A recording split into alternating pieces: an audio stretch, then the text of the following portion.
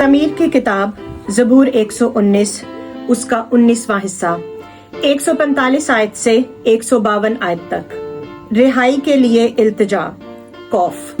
मैं पूरे दिल से दुआ करता हूँ, ऐ खुदावंद मुझे जवाब दे। मैं तेरे आइन पर अमल करूँगा।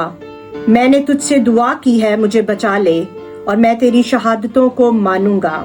मैंने पो फटने से पहले फरियाद की, मुझे तेरे कलाम पर एतमाद है। मेरी आंखें रात के हर पहर से पहले खुल गईं ताकि तेरे कलाम पर ध्यान करूं। अपनी शफकत के मुताबिक मेरी फरियाद सुन ले। ऐ खुदावंद अपने अहकाम के मुताबिक मुझे जिंदा कर। जो शरारत के दर पे रहते हैं वो नजदीक आ गए, वो तेरी शरीयत से दूर हैं। ऐ खुदावंद तू नजदीक है और तेरे सब फरमान बरहक हैं।